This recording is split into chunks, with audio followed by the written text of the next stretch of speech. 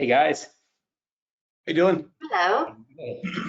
Thanks for joining us, everyone. If you logged in early, I think we accidentally launched the broadcast a little early, but we're happy to be here. Appreciate everybody joining us today. Today's presentation is how to deliver the experience today's patient expects. This call is recorded today, for those that you are wondering. Dylan, I think it's important before we get started just to let them know how we came about even coming up with this webinar today. And it was based on a call that you and I had where we're kind of, talking about negative experiences that we've had with companies and businesses that we've dealt with on a personal basis lately.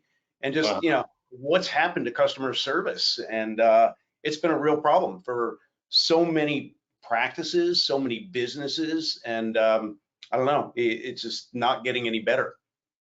Oh, I couldn't agree more, especially post-pandemic. I think we've all had those experiences on our own where it's just more important than ever to be able to create a great experience. So yeah, I appreciate you mentioning that, Bill. Just a quick intro on our speakers today. I'm Dylan Kempna. I head up the sales and marketing with OptiCall. I want to mention I've been with the company, this is my 15th year. Started with a LASIK marketing agency that used OptiCall, got to know Bill and the product, and it's been a great 15 years. Bill, could you give us a quick intro on yourself? Yeah, sure. I started the business out going on our 22nd year now, and have seen a lot of changes over the years. Kind of fell into this by accident. I used to work in a mobile laser industry up in New England, and one of my jobs was to do telephone training and teach people how to answer about this brand new procedure called LASIK. And it's just because of a situation that happened at a practice, a light bulb went off and decided to try to start a call center, going on 22 years ago. And, we've been fortunate enough that we don't really have any direct competition. It's probably just because we're still silly enough to still be here, but it's been a great business. And we've had an opportunity to move into other industries as well and meet a lot of great people over the years. Hey, everybody. Thanks so much for joining us today. My name is Kristen Meister, and I'm in sales and practice management. I also assist with quality assurance, and I've been with OptiCall for about 18 years now. And prior to that, I was a marketing director for a large ophthalmology and oculoplastic practice. And we actually used OptiCall in our practice. I think we were Bill's third or fourth account. And now we're up to over 130. So I had firsthand experiencing what OptiCall could do for our patients. And so it's exciting that I get to work for OptiCall now. Awesome. Yeah, and just a few housekeeping items. If you guys have any questions, we'll try to budget some time at the end. There's a tab on the panel there where you can enter those questions.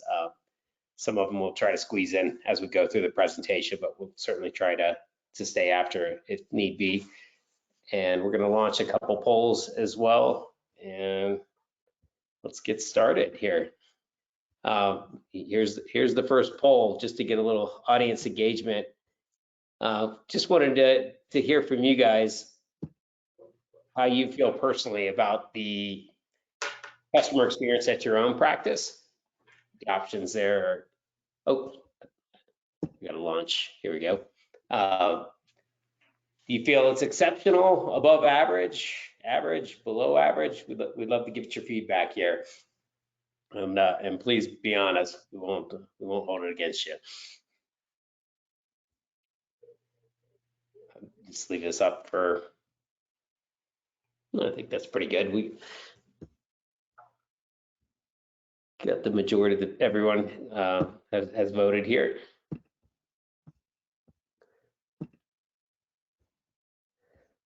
Hopefully you guys can see the results. I've got 9% coming in as exceptional, 55% coming in above average, 36 average, and nobody's below average or poor. That's always good to hear. So just give you a little background about OptiCall. Bill, we'll let you take this one. Sure. Yeah, we've been around in the medical contact center now, as I had mentioned, for going on 22 years.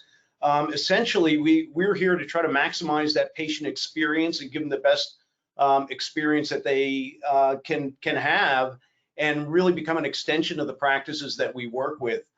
We've handled literally millions of calls and web leads. We're the leading provider of this type of service for the elective medical industry. Work with over 130 practices, as Kristen had mentioned already, with thousands of doctors. And our goal is to raise the and increase the conversion rates for the practices that we work with 15 to 25% above the industry standards. Excellent. And a lot of our stuff is kind of weighted towards LASIK, but this information is relevant to all specialties. We work in other fields as far as like plastic surgery, cosmetic dentistry, gastric bypass, stem cell therapy. Our niche is mostly practices that have premium patients that are worth thousands of dollars, as opposed to more of the insurance-based patients that might be worth hundreds. Bill, you want to talk a little bit about marketing budgets? Yeah, this is just a statistic that came out a few years ago. It hasn't changed. 94% of the marketing budgets that practices spend are there to persuade the customer to actually make the contact, but only 6% of those budgets are spent on answering a call or managing the internet leads. And you can go on to the next slide there. Yep. So this is something that we've seen over the past, every year we put out an industry outlook and we take a look at where leads came from. And the top two always seem to be word of mouth and internet, but we saw a switch in 2019 to 2020 where internet has taken over as the #1 driver of leads that are coming in, and it has been so ever since. Why do you think that is? Well, a lot of it has to do with how practices are marketing today. You know, back in the day, I mean, we're going to talk a little bit about that in another slide or two, but you know, the way that potential patients hear about practices has changed dramatically since I got started. Even the questions that people ask has changed to something completely different. And today it's more as if these cosmetic or elective procedures are a commodity, and you know, people are basing things on price now. They've got a lot of other ways that they can research stuff. So we can move on to the next slide, Dylan. Yep. So knowing that practices are doing more, say, digital marketing, and that they've changed the way that we are marketing to our potential patients, how friendly are you to do business with? And what I mean by this is, where do you rank in your Google searches? Is your website mobile optimized? One thing that drives me crazy is when I go to somebody's website on my cell phone, on my iPhone, and all of a sudden it's not a friendly way to either make a phone call or inquire about something. And same thing goes with the phone number being clickable. If it is on your mobile website, can they click that and it automatically dials? Another thing that's really important is because of the way that we do business with so many other different companies now, people are looking for conveniences to get information or to book appointments. And what do you do about phone calls or inquiries that are coming in after hours? And the other thing is having engaging tools that help them inquire, self-tests, different things like that, that get them engaged on your website and more interested. Go on to the next slide, Dylan. So back in the day, you know, when I first got started in this, a lot of it was word of mouth. Practices were spending a fortune on radio. They were spending a lot of money on print ads. And these were the most effective ways to get the phone to ring. But what's happened is time has gone on, and you go on to the next slide, Dylan. Mm-hmm. And so there's so many different ways that people can hear about our practice now that are above and beyond just word of mouth. And this is what we were referencing just a couple of slides ago, that internet has become the #1 lead source in referring these patients in. And you go on to the next slide there, Dylan. So Dylan, I'll let you take this one because this is something that we were chatting about. We're setting the meeting up. I'm going to stop the screen share for a second, and gosh, this is. I'm trying to figure out how to minimize the PowerPoint when I'm using two screens like this. Here we go. What I wanted to bring up is just like a quick exercise that one of our marketing partners showed me, and it's so basic. Get my screen back on here. There we go. Sorry for the delay. It's just when you start your search, how do you start it? Like on the example, we're using Salt Lake City. As a consumer, this is typically what you would punch in unless you've been referred to a particular practice.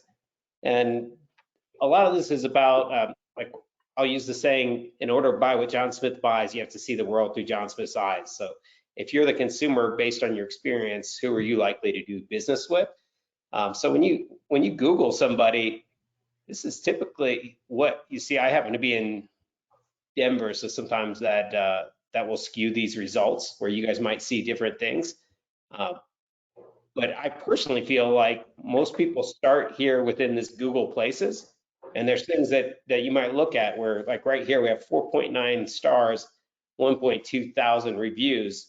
That's significant for me, where like if I see 3.1 and 8 reviews, I'm not going to most likely reach out to that practice unless I've been referred otherwise. And what's interesting, if you click on more places here, you might find other practices here, like they have more reviews and a better rating. I don't know the science behind how you get ranked on there. That's where I'd recommend you talk to one of the industry experts out there, but just a quick exercise to show how people find you. And there's obviously the organic search, and then there's also these sponsored ads. And I think most people are familiar with sponsored ads, which I don't know, based on what I know about marketing, I tend to stay within the organic personally. So appreciate you tuning into that. Let me get this presentation back up. Anything you guys want to add to that piece? Nope. Yeah, I think you're right on. It doesn't matter whether you're looking for a medical provider or you're looking for, whatever, something you want to buy. It could be a car dealer, whatever it may be. You kind of go through that process and see where the dealers rank or the company ranks and how many reviews they have. This is an interesting concept. So years back, competition used to be between practices, one practice versus another in a market.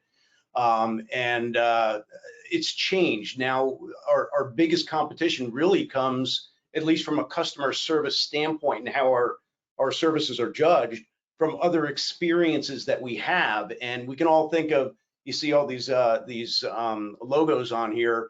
A lot of us do business with so many of these and the experience that they give us. And I got an article this morning from John DeJulius. I don't know if anybody on this call knows who he is, but he spoke at an AMO university quite a few years back, signed up for his newsletters, and he put one out today specifically about customer service and stuff that's going on. And here's some interesting stats, and I'm going to read them over here from my other screen. 73% of consumers will jump ship on a company if they have one bad experience. That is absolutely astounding. And it's one of the reasons why we really have to pay attention to the services that we are giving out there. A couple of other interesting stats is when it comes to reviews, about 50% of millennials and Gen Xers will write a negative review if they have one bad experience. When it comes to Gen Z, 75% will write about that bad experience that they have one time. So, and the audiences are skewing younger now for refractive surgery, unless you're doing RLEs. We've got a younger group that's coming in. So we really have to pay attention to what we're doing with regards to customer service. You can go on to the next slide, Dylan. So, what makes these companies stand out? It's the relationship that they build with their customers and how personalized the experience can be, how they feel cared for. One of the biggest pieces of this, though, is consistency, because you can have a relationship with somebody, but unless that's consistent with all of the different people that are in your organization, it can change based on who they're speaking to. So consistency on that experience delivery is very important too. It's also how they engage with customers, their enthusiasm, their energy, their different options for engaging with customers as well, whether it be text or different ways to communicate. We'll talk a little bit about that when we get down the road here. It's also how they react when something goes wrong, because it's impossible to do everything right all the time. And then it's how their employees are so well trained, not only from a technical standpoint on how to do the job, but in the whole concept of hospitality. We go on to the next slide here, Dylan. Just that one bullet point reminded me of something I learned at one of my earlier jobs out of school, where the person I worked for said, in any company, there's things that happen that you can't always control. But what you can control is how you react to it, and that's how you win the relationships over. I think that's Absolutely. really. So this is another stat that came out of one of the studies. 63% of the providers feel like they're actually delivering a great patient experience. But if you ask their patients, only 75% of them were actually frustrated with the patient experience. And this kind of brings me to the next slide, Dylan, is an experience that I had. We had a practice that is local to me that uses our service, and they asked us, they said, hey, you know, we're having some challenges with closing patients when they come in. And I've actually heard this from a few practices recently.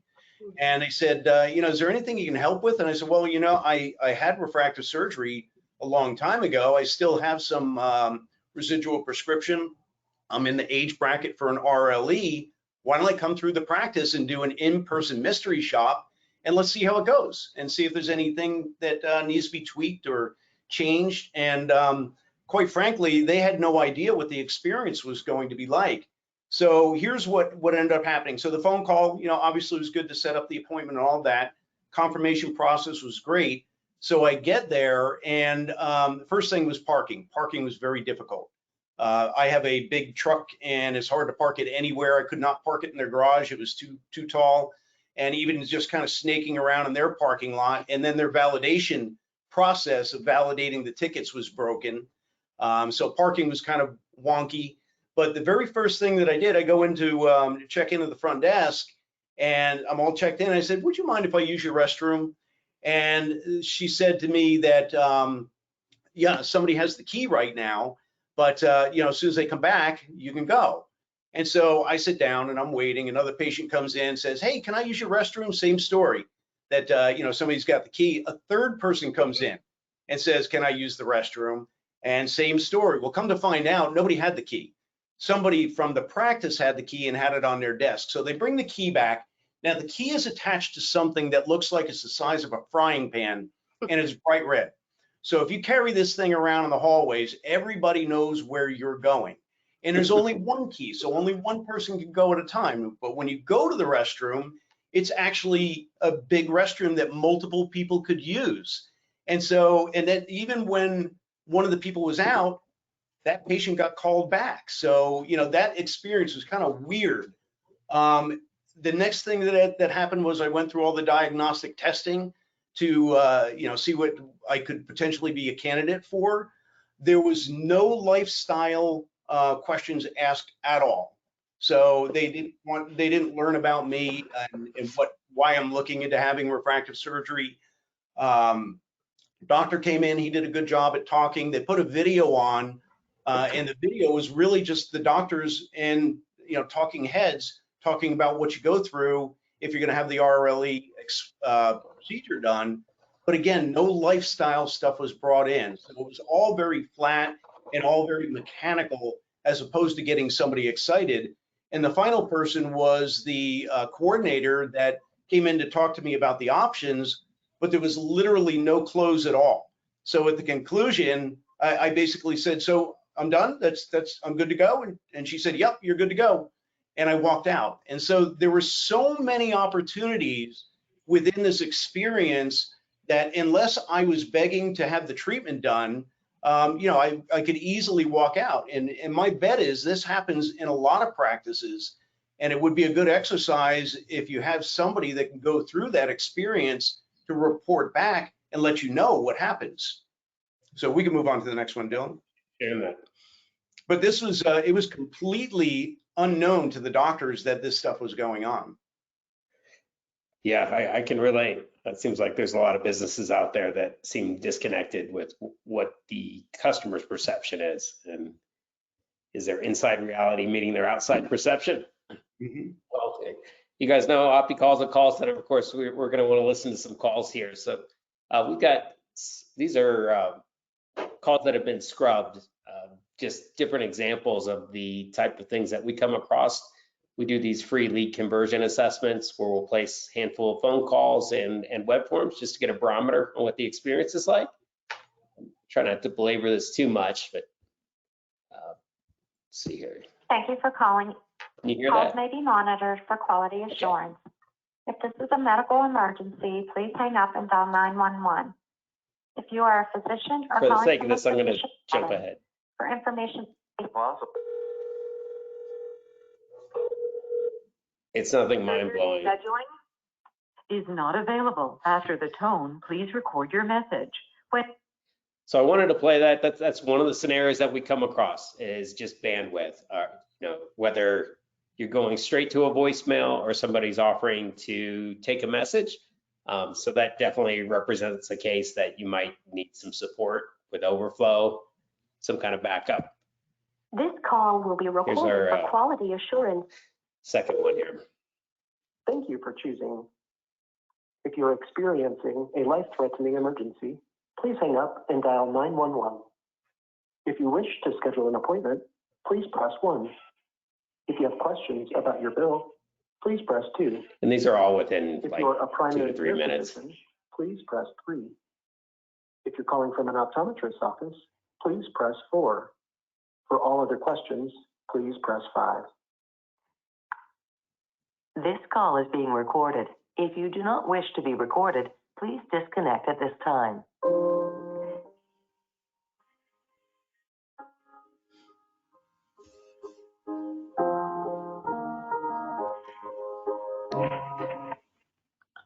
Thank you for choosing. This is Pat. Can I help you? Hi, I was hoping I could get a quote for LASIK. Okay, our LASIK is, I believe it's $2,800 per eye, and we just do, it's all inclusive. It includes everything, not like if you get this, it's this much more, this, it's all inclusive. Oh, so that's going to be the price, no matter my prescription or anything. Is that what you're saying? Right, it's $2,800 per eye. Okay. And do you guys accept HSA? Yes, but I don't know if that is something that is, you can use the HSA. I would have to put you through to one of the counselors because insurance won't cover for LASIK. I mean, there's some vision plans that will give you discounts towards it, but typical insurance doesn't cover for LASIK. Okay. Would you like to speak with one of the counselors and see Sure. if an HSA can be used for that? Sure. Okay, hold for just a moment. And from my recollection, we're going to get voicemail again. Please hold while I try to connect The you. intent was that The decision to have refractive surgery is an important one, and you probably have lots Sorry, of that just- questions. Can I help you? Hi. We take your oops. call Okay, has been both forwarded calls to the going on at voicemail once. for. Stop FSA. Let me try to pause and see it.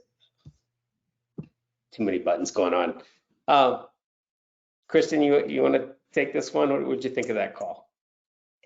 Well, I mean, the first thing was she didn't understand the question or she wasn't listening to the question.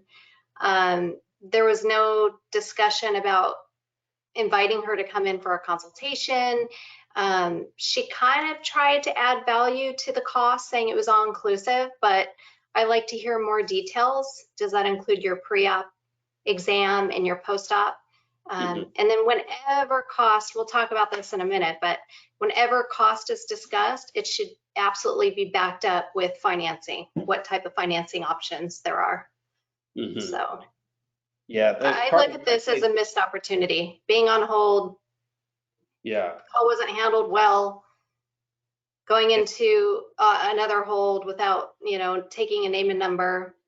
Mhm. And the examples I like to show is either like bandwidth can be a challenge, or sometimes we get people that they want to help, and they feel like by answering the questions they're helping. And in this case, the information wasn't completely accurate either, which is not good. But we find that a lot in this space, that the people on the phones view themselves as medical professionals and not sales professionals, where it's either like a lack of training, fear of rejection. We'll get into challenges and solutions here. There's one more call that we'll play. Go ahead and get this one going. Good afternoon. This is Sally. How can I help you? Hi, I'm looking into LASIK. Can you tell me if you could accept FSA? So let me get you over to a consultant so that they are able to assist you with that. Hold one moment for me, okay? Okay.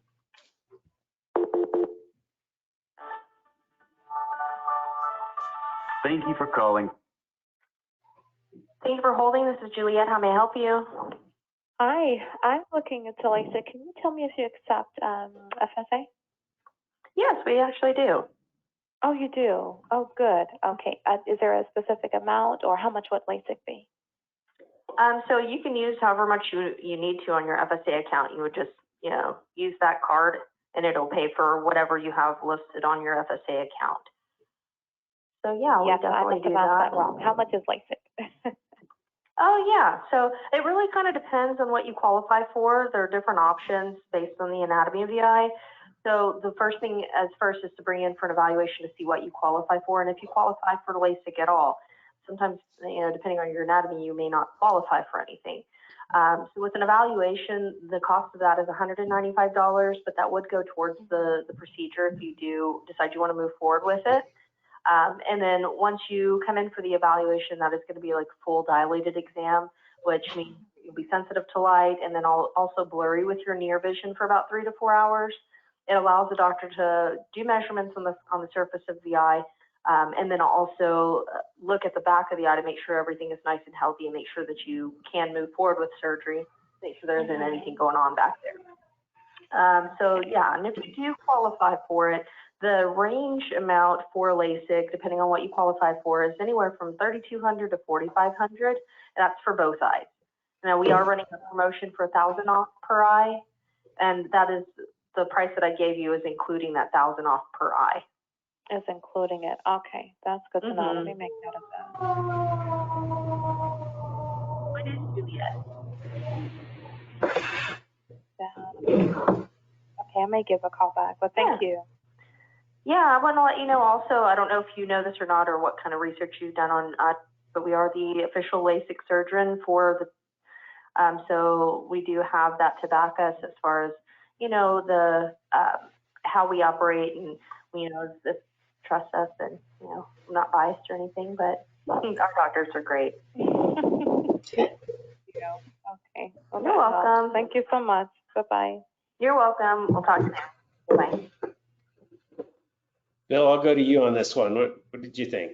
Well, if you listen to the very first one, or not the first one with Celicia, and then Lakeisha's call, the difference on the person that's answering the call, the tone in their voice, that low energy that they have, and the first one probably would make most people turned off right away. You think about, if the experiences, as I had said from the John DeJulius newsletter, that 70+% would bad experience, there's a case of that, where the second one was done a lot better. Were there things that were missing? Yeah, I think she probably, as we consider lost leads, which we'll talk about in a little bit, she didn't get a name or any information for any type of a follow-up, or even to mark that as a lead call that came in. So that didn't happen on Lakeisha's call. But outside of that, I think the energy level was great. Here's the problem that I think a lot of practices have, and a lot of companies are having right now, is that they've lowered their standards. It's been so hard to find good people that they've lowered their standards and are hiring people below what they would hire before. Now, we've changed our interview process. We've actually amped it up. I can't tell you when we hire for any of our programs, how many people we have to weed through to get to a first interview. And then those ones don't even get to me to a second interview unless they're completely approved by everybody else. So it's a different process of hiring. Yeah, those are all good points. Did you have something you want to mention, Kristen? Yeah, I think, and we're going to talk about this a little bit, but I agree. She had great energy. I think she's probably the RC. She seems very well educated. I would look at this and actually provide some feedback because she's probably the type of person that would implement it just to make it better. But one thing I wanted to point out that speaks really loud to me when we're listening to calls is she did a good job mentioning the first step. She went through and set up the expectations, but she didn't actually offer to schedule the caller to come in for a consultation. So there's a big difference between that. And a lot of people don't understand the difference until they hear themselves mentioning it versus offering the caller to come in for that consultation.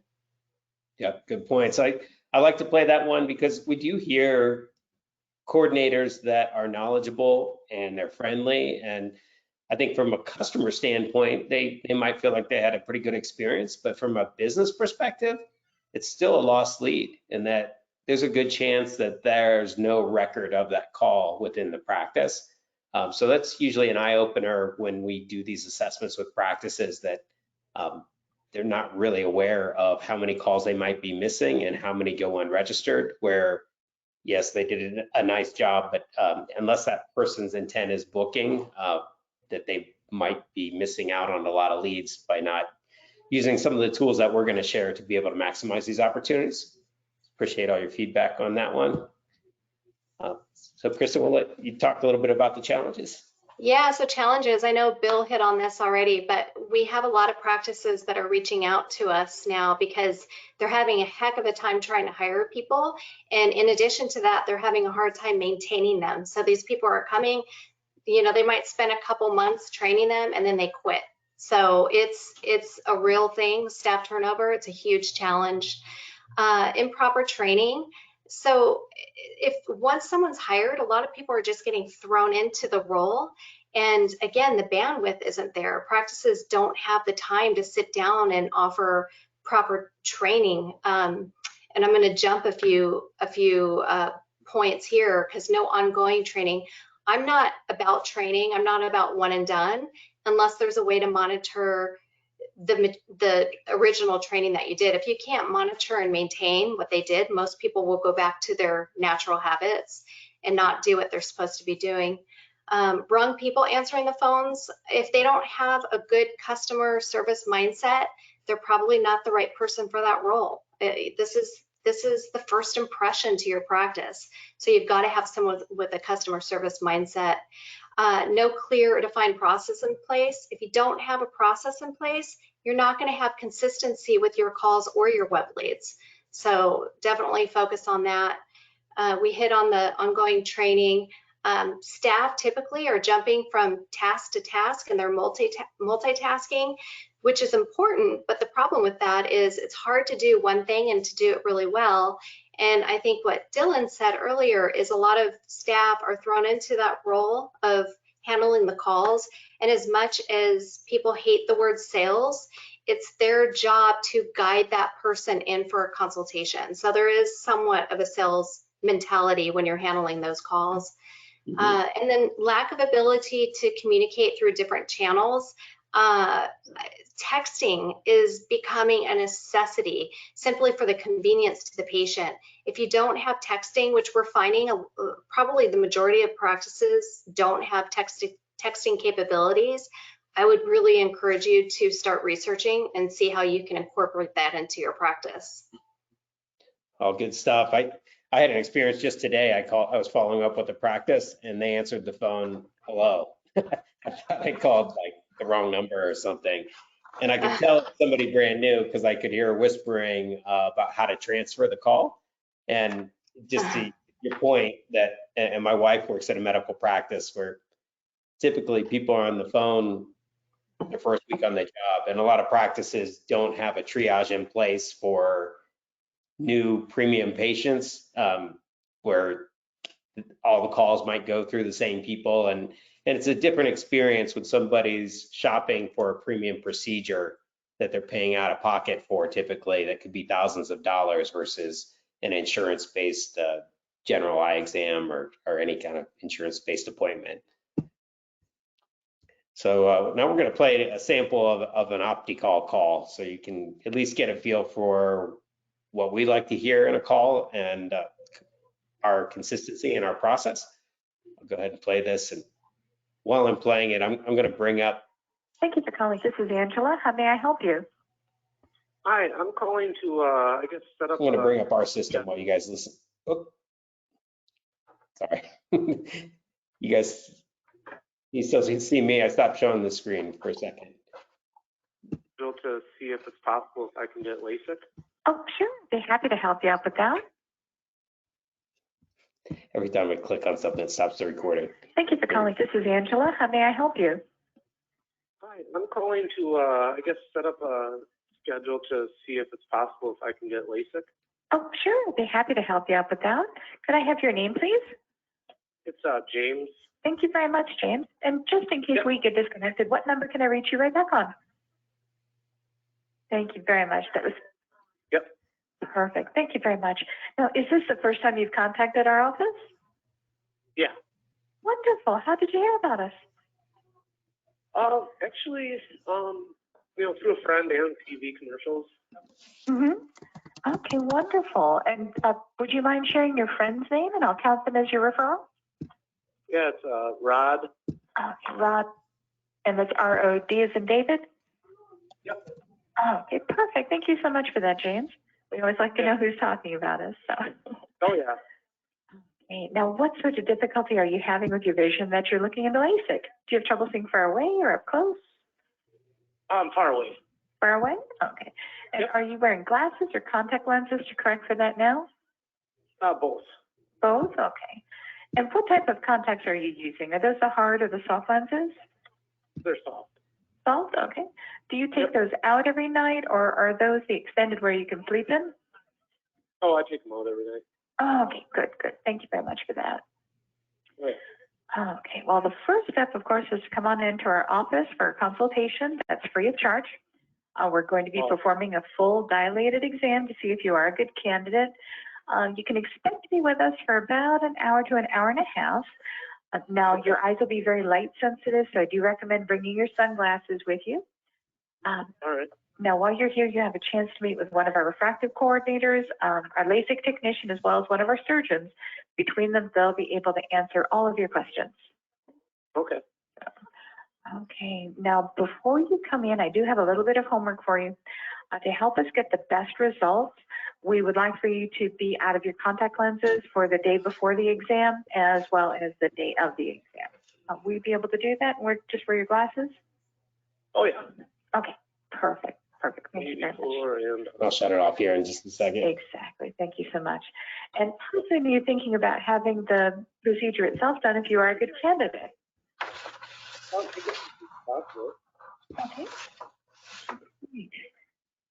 All right. Now, have you ever had any surgery on your eyes before? No. Okay, good. And have you ever been diagnosed with any other eye? All right. Go back to the screen here. Okay, yeah, I just like to follow along with our phone scripting process so the people that are joining us can get a visual on what our team's looking at and how we're able to deliver that consistency. Anything you guys want to comment on with that call? Yeah, it's a clear, defined process. And so, like you said, it allows for consistency. It's dynamic. So our process is the same for all of our practices, but it's completely customized based on the individual practice, because everybody, has a number of questions they want us to ask or don't ask. Mm-hmm. But it's, again, it's our process that is what's making us give some consistency on the calls. Yeah, consistency is the key. I know we're advocates of the E-Myth, if you guys are familiar with that book by Michael Gerber, but it's all about creating processes to deliver consistently. That's the key to growing a successful business, which is I think what kind of motivate us to create the original phone scripting process, just so our team's delivering the same experience every time. Bill, anything you want to add to that? Well, it goes back when you talk about the consistency. If we go back a few slides, where that's one of the key steps that these successful businesses all had in common, was that they are consistent with their process. Thank you. Here we go. Kristen, we'll let you talk a little bit about the solutions. Yeah, so there's a lot here, and these are some key elements that we look for, not just on the phone call and web mystery shops, but we use this for our own team. This is part of our quality assurance.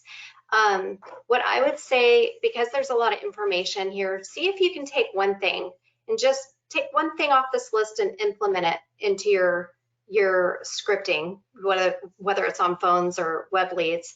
But first was a name and number collected. So you've got to capture the lead. If for some reason you do get disconnected, do you have a way to call them back? If you don't capture that, then you don't. Was a referral source asked? So we found that most practices don't ask the caller how they heard about them. And it makes it difficult to quantify their marketing efforts. So what's working, what isn't working. And even if you're asking your patients once they come into the practice, we strongly encourage to ask that on the phone call, because we want to find out what triggered them to pick up the phone to call. And oftentimes you're going to find that there's multiple sources. So they may tell us one thing on the phone, but then not, whatever they say in the practice is completely different. Did they offer to have the caller come in? So Angela's call I thought was good, because there wasn't like a strong offer, but she took an assumptive approach and she just kind of led into the consultation, which is a different style and it definitely works. But again, there's a difference between mentioning a consult and offering for them to come in. Of course, it's important to walk through the first step, give some details, because then you're setting up expectations for the prospect, and they know what to expect when they come in. But definitely take it a step further and offer a day of the week, or is there a good time that works for them?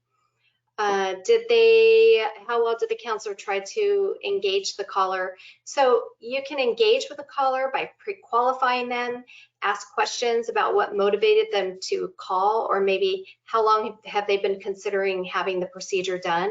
This also helps build rapport with the caller. It shows that you care and you're listening. How do you overcome an objection? So this is really important on the call. Remember, you're making an impression, and you've got to price. We'll use price because that's the #1 question that comes up on elective calls. So when price does come up, you want to go ahead and add value. What does that price include? The call earlier that we heard on the mystery shop, she did a great job of that. This is a time to brag about your practice, and that carries over into the validation.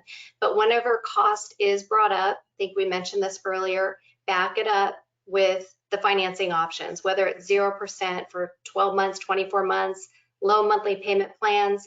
You want to give them the idea that it can be paid for, and usually it's pretty affordable too. And follow-up. So at the end of the day, not everybody is going to schedule a consultation, and we know that, but is your team going through every single step needed to try to get them in the door? The validation backing up, that's going to give them a reason to book. If they don't schedule, then it's going to give them a reason to call back to schedule the appointment. So offer to send additional information. Some practices are still offering it through mail. We really highly encourage email, especially with a good, strong drip campaign. And with that email address, you can continue to plant the seed. So if they're in the very beginning stages of the educational spectrum, you want to keep planting the seed and reminding that you're here. So when they do decide to have the procedure and move forward, hopefully your practice is the first practice they think of, because you're reminding them constantly that you're here by sending some type of email. And then a consistent process in place. I think a process is really good to help guide your team. I would also say encourage your team to create that process with you, create it together, then they can own it. This is going to help set them up for success, which is going to help set them up for consistency. And then finally, was the call answered or did it go into a voicemail? So we do live in a world where people want instant gratification. If they get a voicemail, more than likely they're going to hang up and pick up the phone and call one of your competitors. So I would take a look at this and see how many times you do get a voicemail. Oftentimes practices don't even know what they're missing because prospects aren't leaving messages. They're just hanging up. Yeah, I think we have some stats that show like less than 27% of people will even leave a voicemail, and then you have to reconnect with them, where who knows if they've connected with another practice since then. I like what you said about price. Most people do ask about price. Sometimes we refer to it as an artificial question because they don't know how to distinguish one practice from the next. So by having a process like OptiCall has, you're able to engage those callers. You can still answer their question, but I find most practices just try to answer the question and say, is there anything else I can help you with? Yeah, they're just not comfortable with it. But yeah, we've got one more poll here to launch, and we probably need to pick up the pace. We've got about 15 minutes left. So next poll, just out of curiosity, we're interested in hearing from the audience on how you guys track your own leads internally.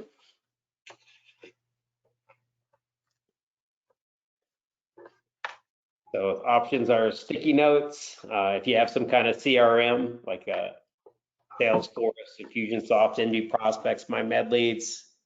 Do you have like an Excel spreadsheet? Rely on the practice management system or no tracking? Looks like we got the majority of everybody in here. We'll go ahead and close this out. Share the results. Nobody's using sticky notes. You like that. Good to see. Most practices, 56% are using a CRM of some sort. 11% have a spreadsheet in place. 22% relying on the practice management system, and then 11% have no tracking at all. Ooh, I love the honesty there. If I can make a comment, one of the things that I've seen a lot of times happen with the CRMs for practices, especially when we do our web assessments, which we'll talk a little bit about again in a couple of slides, is that they just let the automation of the CRM do the work. All the autoresponders. There's no real personal response put into anything that comes out of them. And I think it's a huge mistake. They're a great tool, and they can be used to really, cultivate patience, but they have to be done with a personalized manner as well. This is just a sample of the internal reporting that we use at OptiCall to be able to track the trends as far as conversion rates, total leads coming in. It helps because we use the same process for all of our practices nationwide. So if they're seeing different conversions than other practices, we can kind of hone in on what may be contributing to that.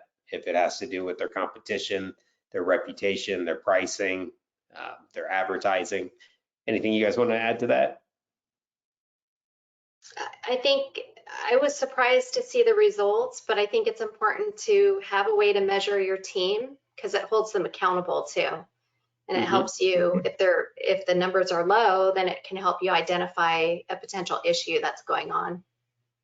I do want to make a quick comment, based on this and how we track this, because I know both of you guys, and we've discussed this a couple of times this week, have been approached by practices or vendors saying, hey, what's going on with volume? What's happening right now? And, we took a look at some of our what real steady practices, ones that we know that continue to market, that have a great process in place, and we look at their volume as opposed to looking at overall volume, because we might have some smaller practices that don't keep up the marketing budget when things get quiet.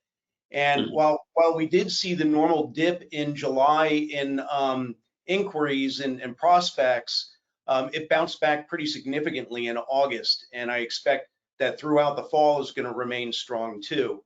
So we want to encourage everybody to, keep your eyes focused on what we're trying to do, which is grow business and make smart decisions based on what you think is going to happen coming up. But anyway, just want to put that out there. And that's just a sample of one of our practices. That's not everyone there. Where this is just what we go through during our presentations. When we do a phone assessment, we actually have a spreadsheet where we can work through it to what's real for your practice, because bottom line, in order for OptiCall to be a good fit, it has to be three things: a better customer experience, a good return on investment for the practice where we're paying for ourselves, and free up time for your staff. So it just really illustrates like how much more revenue could be generated just from increased conversions from, in this case, phone call to consultation. We're going to talk about web leads here in a second and the importance of compartmentalizing the two.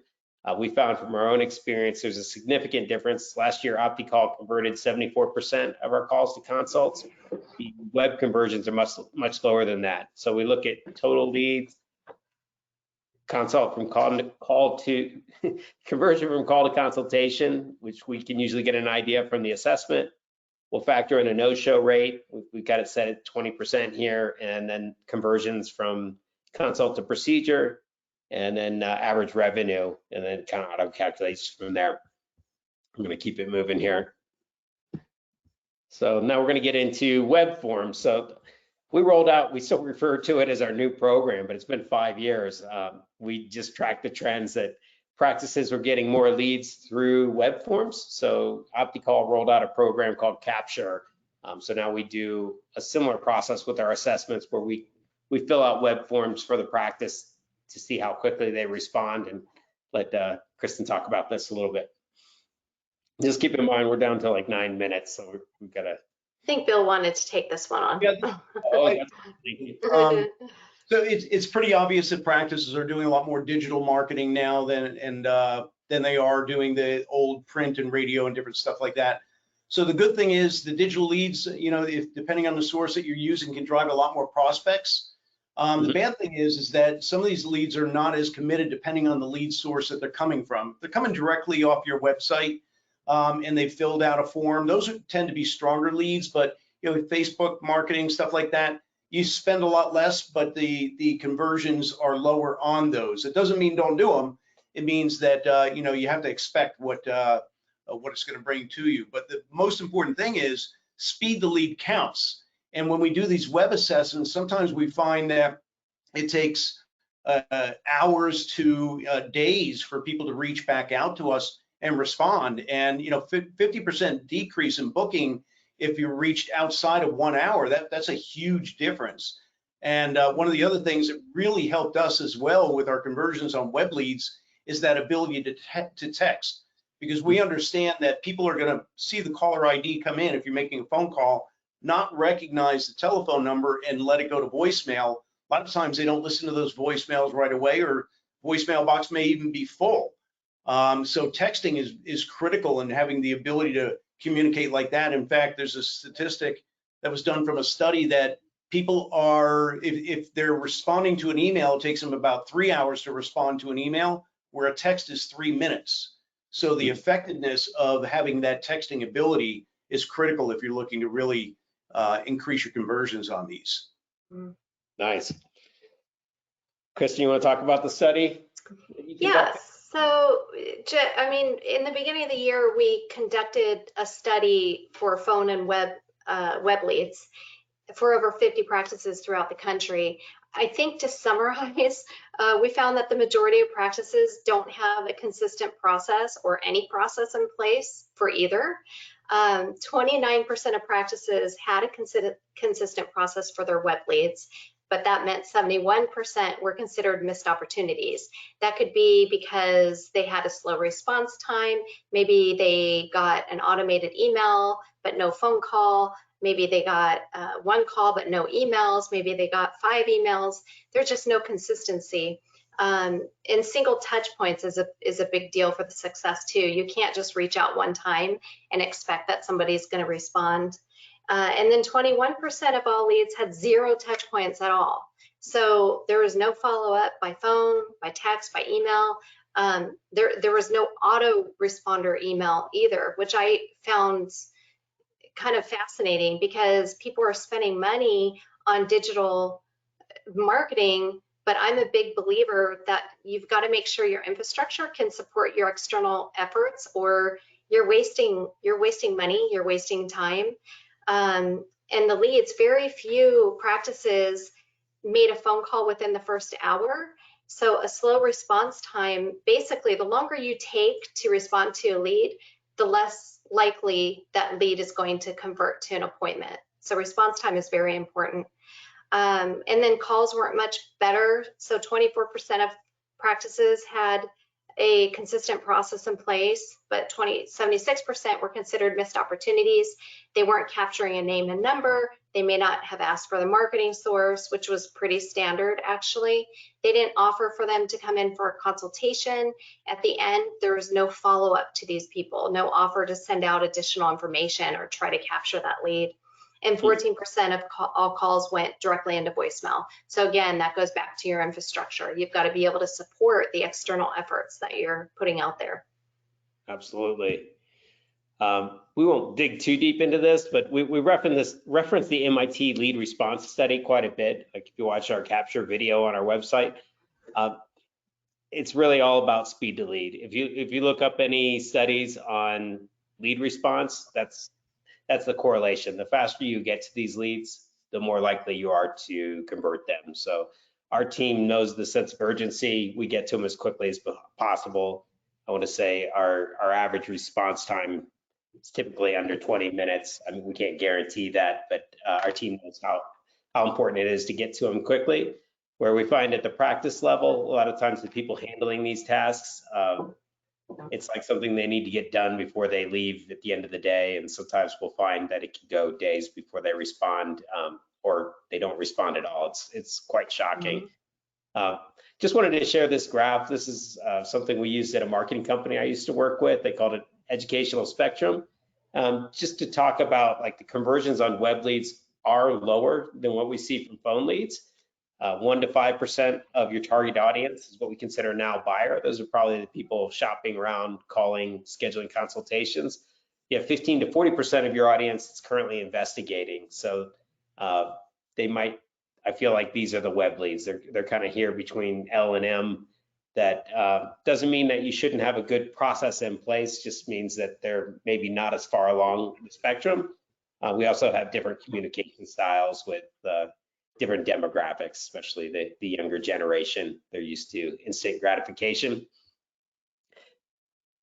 We're almost done here, so I think we've caught up.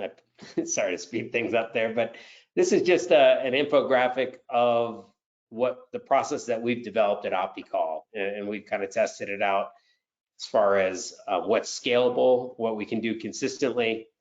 You guys want to, Kristen, did you want to talk through this, or you want me to? Oh, it just shows the multiple touch points. I think we have a combo of 10 touch points. A lot of this was trial and error, so we did incorporate additional phone calls, and we found that they weren't successful. So we do make 2 phone calls if we can't reach the prospect on the first try. But it's a consistent process that goes for 30 days, and then hopefully most practices that use us for this do have some type of drip campaign that they're doing internally. But you can see we have multiple ways to reach out: phone, email, and texting.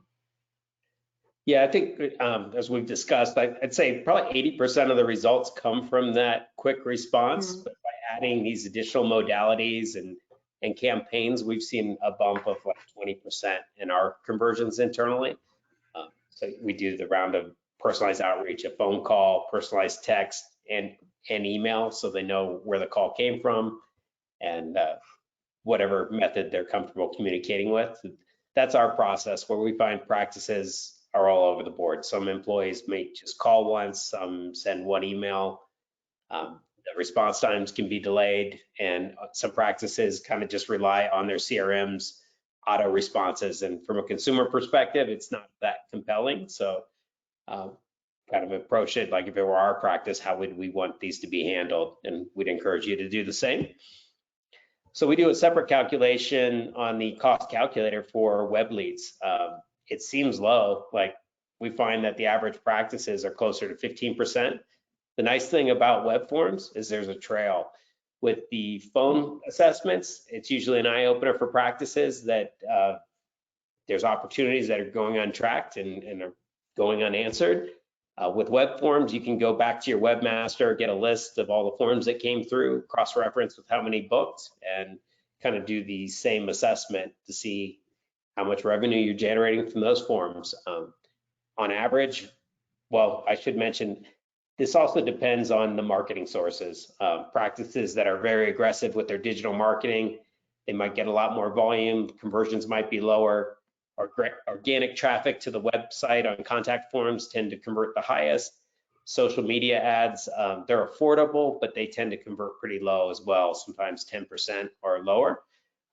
So our average last year was just over 30%. So just gives you an idea of how much revenue you're generating from those forms and how much more you could be generating with just increased conversions.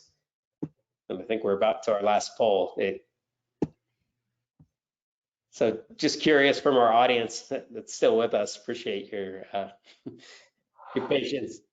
We'd like to know what areas you'd like to see improved at your practice. And we'll be wrapping it up here right after this. And we'll stick around for questions, of course.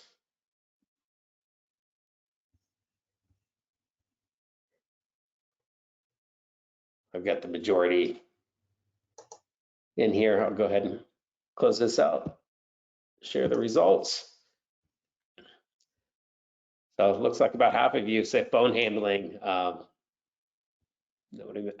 should have made this multiple answer options. I forgot to do that. But looks like 33% on web response and 17% customer reviews. Bill or Kristen, you guys have anything you want to say about those results? No, I think, again, honesty there. Yeah, appreciate everybody's feedback. And this is our final slide here. We just want to let you know that anybody that attended the webinar is eligible for the free lead conversion assessment that we mentioned. We'll place a handful of calls, not to stump your counselors, just to get a barometer of what that experience is like. We do the same with web forms now, just to see how quickly your staff is responding to them, if they're getting phone call and email, how quickly that's happening, if there's multiple touch points, and we'll review the cost calculator to see what kind of opportunities you might be missing in your practice. Yeah, and I noticed there's a few practices that we work with now for maybe our inbound call handling. Let us assess how your web leads are being managed, or vice versa. If you're a capture account, let us assess your inbound calls. So I'm just getting into some of the questions here. Didn't even see these come through. Appreciate some more feedback from one of our partners at Zeiss. Don't forget the low energy. I would have bounced after the first question with that low energy. That's going back to the mystery shop. And just giving us some compliments on the call that we did play. Somebody else is asking, what's the bananas? What? These? Hello? Kind of become part of our branding. There was a post from The Onion about the banana is still the #1 fruit for imitating a phone call. So we've just had some fun with it. We like to take pictures at the trade shows, and now we've got all sorts of banana attire and socks. So if you come see us at a trade show, chances are we'll have some swag for you. It's also a talking stick for when we have company meetings. You have to hold the banana up. You know, they're actually quite handy for the practices, because a lot of the procedures hurt. Nobody really talks about that. So I know my wife works at a med spa. Like when they get cool sculpting or something, they give them these to squeeze while they're getting their procedures. Well, thank you everybody for attending. We appreciate your time today. And as always, if there's anything we can do to help you out, please let us know. We're happy to chat. Thanks a lot. You guys have a great day. Appreciate everybody's attendance. Okay. Thank you.